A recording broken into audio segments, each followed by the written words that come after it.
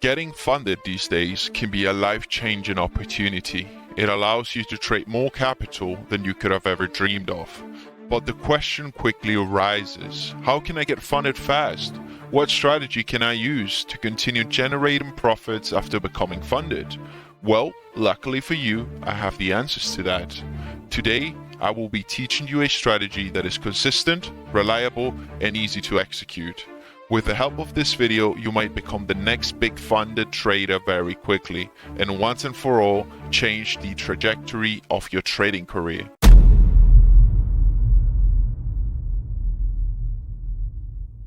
Step number 1, choosing your time frames. For this strategy, we're going to be using 2 time frames and 2 time frames only, okay? Yes, you heard me right. You do not need to trade on 10 different time frames. 2 is more than enough to make the strategy work.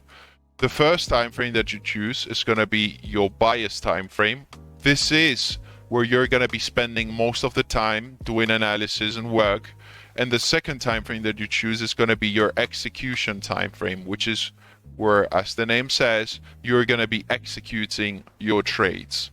Now, the time frames that you choose will vastly vary depending on your lifestyle, okay? If you're someone who has a little bit more free time, then you might want to stick to the 15-minute as your bias time frame and the 1 minute as your execution. If you're someone who doesn't have that much time to be on the charts, then you might want to stick to the daily and potentially an hourly chart for execution. Okay, so you need to adapt depending on your personal situation.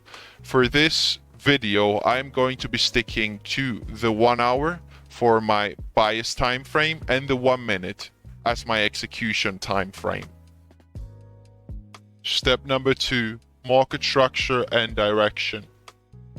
For step number 2, I just want you to answer a very simple question. On your bias time frame, whatever it is, the time frame that you chose, in this case we said that we were going to be using the 1 hour as our bias time frame, you need to answer the question of what is the most recent break of structure with acceptance. Yes, that's it. You do not need to zoom out of the charts and try to decipher everything that has happened in the past, because if I'm being honest, it has no relevance to what's going to happen now, besides understanding structure points, but that's beyond the point as of now. And you just need to answer the question of what is the most recent break of structure that denotes an expansion with acceptance. That's it. Now, in this particular example, I think it's quite obvious to see that you would be looking at this area as your break in market structure to the downside. It's clearly visible, guys. I mean, there should be no questions about it. This is your lower low, lower high, lower low. That's it. You have an expansion of the range because we can see big thrust candles that show aggression to the downside. We've closed below the break of structure point multiple times. Remember, guys, in order to consider acceptance, we need to see 2 or more consecutive candles closing beyond the market structure break point. Otherwise, we would consider it a liquidity grab and we would not be interested in trading this market. So remember to be answering the question of what is the most recent break in market structure that you see, because that's your direction. Now your expectation is, once again, we have a lower low, lower high, lower low as of now, and your expectation is that we're gonna come up, create a new lower high that's gonna lead into a new lower low, and you're gonna continue to think that until it no longer does. It's quite straightforward and quite straight to the point. It is of utmost importance that you see acceptance. We obviously have more than 2 consecutive candles closing below the market structure break point. Now, the idea behind the strategy is to sit out on the retracements and to hop in on the new expansion leg. That is how you're going to be able to achieve very big returns with a decent win rate, because you're going to be catching big RR returns with this strategy as long as you're patient enough. Now, this is of utmost importance as well. If you're choosing the 1 hour as your bias time frame or higher, I suggest you add at least 20 markets, because not all of the markets are going to be presenting a clear scenario like this. Some of them might be consolidating, and if you want to trade with high probability environment, you need to wait for this to set up, and this is where most people will get it wrong and fail. You need to wait for the conditions to align, and this does not happen every day, okay? Clear break in market structure shift point with aggressive thrust candles to the downside with acceptance that we can now base our trades off of. Step number 3, selecting your point of interest. Selecting your POI is a trading concept that most traders struggle with, because you are presented with a lot of opportunity in terms of what POI should I trade. When we look at this example over here, we have a breaker block there, we have a origin block here at the top of the leg, we have an imbalance here, and then you're left wondering what POI is going to be optimal for me to trade. And in order to answer the question of what POI you need to choose from, the short answer is to trade the one that has the most amount of confluence. Now you might be saying to yourself, wait, what is confluence? Which are the factors of confluence? And right now on the screen, you are seeing the confluence factors that you need to respect for this strategy to make sense and work for you. So let's get rid of all these points of interest. And as you've seen, we're looking for Fibonacci levels, we're looking for ATR, and we're looking for bias structural points. Now, when we look at this particular example here, and if you were to answer the question of what POI has the most amount of confluence, your answer, and before we get into the answer, let's actually fib the level, the leg that we're trading, because once again, guys, this is what's going on here right now. This is your most recent break in market structure, therefore you're looking for shorts. This is still everything on the bias time frame, okay? This is your newly established lower low, this is your previous lower high, and this is the leg that you're working with from high to low. Your expectation is that we're going to see a retracement into discount, and that we're going to continue with a new expansion leg, because your idea is to trade this, guys, this over here, this portion of the trade. You're not worried about the retracement where the market can go up and down very rapidly and it can be very difficult. You're wanting to trade the expansions. So as we said, we need to choose an area where it makes the most sense to take the trade. As we said, we're going to be choosing, in this case, this naked low here, and we're going to be getting into the reasons why in a second. But that is the area that you should be looking to go short at. Number one, it is a naked wick that's outside of ATR. You can see that the ATR range is here. For those of you who don't know, anytime we're above ATR, it is a good opportunity to try and look for a short, as long as you have all the reasons supporting it. And anytime we're below ATR range being from here to here, it is a prime opportunity to be looking to take some long positions.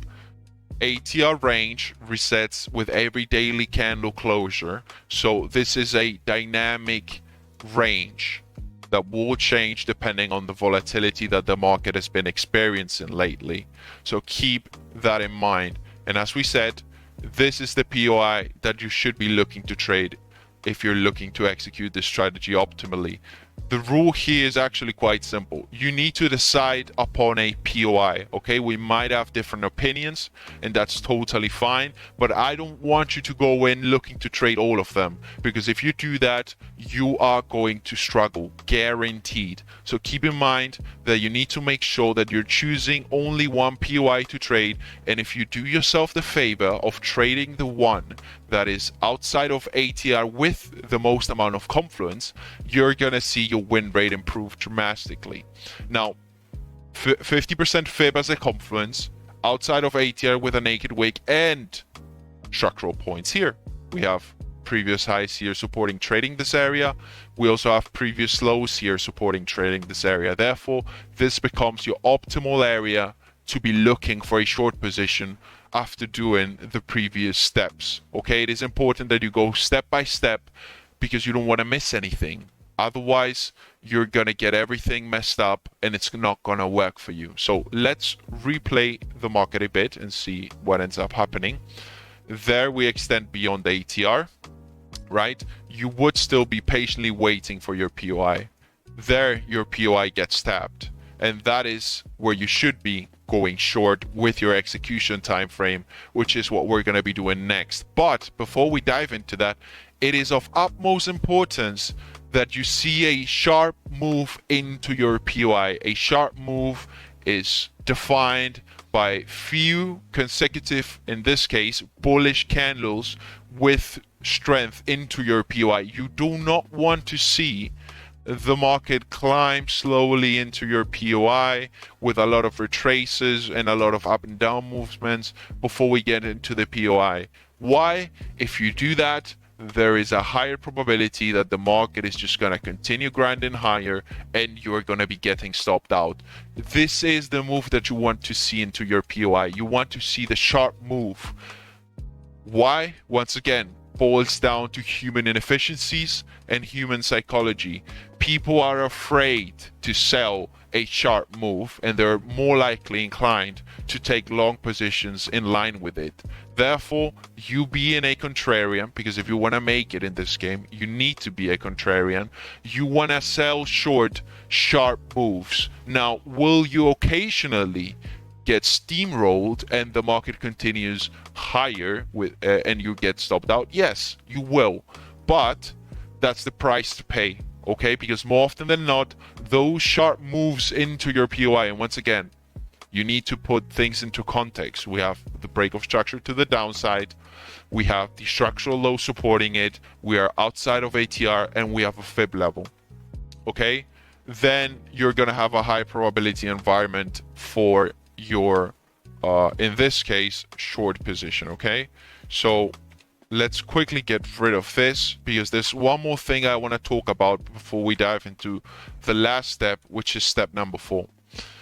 You will manage your trades on your bias time frame. Okay, what you're going to be doing is you're going to be denoting levels which are nothing but big wicks that stand in between your entry point, which would be here, and your exit point, which is always going to be a new lower low. That is where you exit the trade. So if you go short here, you close your position underneath this low, because this is where we could set up a trap for the market to rocket up to the upside. Okay, so in other words, you would look to take the trade down there, trade the expansion lower.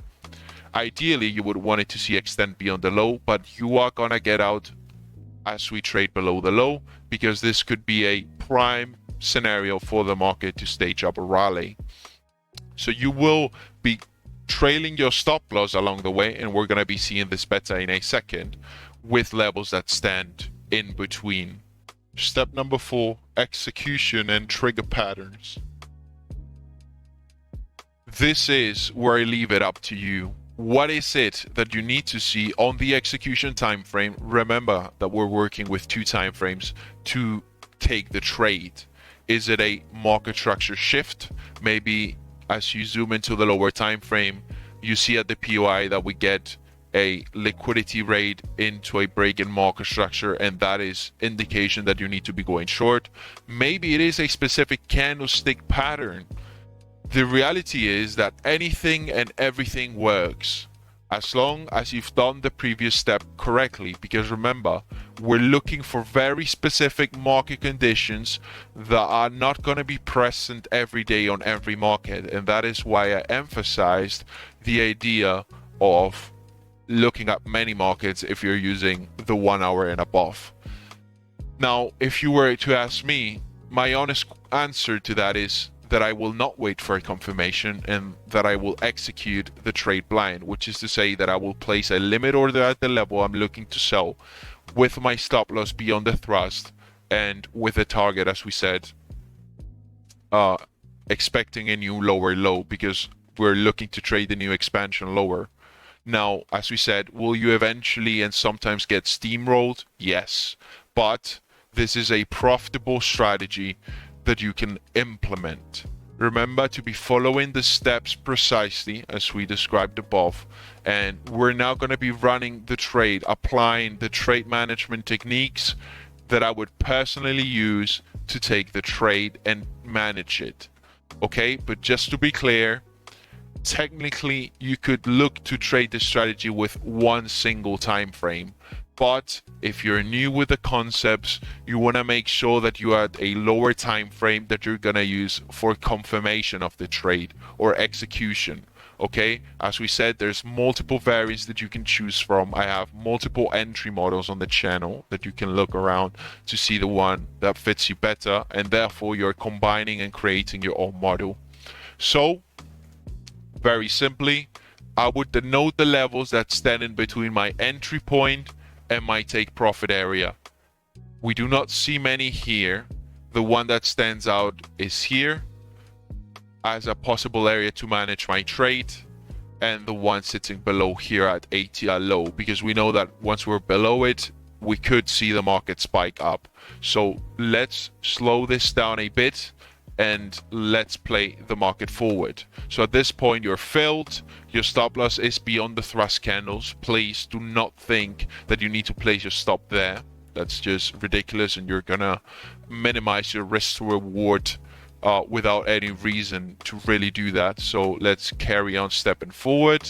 And once again, this is just one of the many examples. At this point, I'm not doing any trade management. Now that I see this level forming here, I will be looking to trade manage if we close below it with acceptance, which we do here. So at this point, okay, the moment this bearish candle closes, and let's quickly drag this across so you can get a better look. The moment this bearish candle closes, I am taking my stop loss from where it originally is, and I'm placing it above this thrust candle. Now we would be waiting for more levels to break. This is the level that we said we needed to see break, and we would carry on. So at this point, we have closed and accepted below this area. My stop loss would now be resting here above this thrust candle, and this way you are securing profits, you're not killing your trades, and you're getting the most amount of profit out of the market most of the times. Okay, sometimes yes, the market will come back up here, maybe test this naked wick and then carry on lower, but that is out of your reach. You need a consistent way to manage your profits, and this is the most optimal one that you will ever find.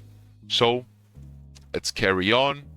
There you see that your stop loss survives. We're now looking for break and acceptance of this lower level before we can move our stop loss. There we break below it, we do not accept. Therefore, we do not do any trade management. There we have broken below it, but we've not accepted. Therefore, I wouldn't do personally any trade management in particular. Okay, this spikes, then takes you out, and you're left out of the trade. Now, could it still go lower? Maybe it's just going up to test this naked wick and carry on lower. Yes, it could, but you're following the rules that I've given you in this video, and this is how you can become a funded trader using a smart money strategy that is consistent, reliable, and easy to execute on.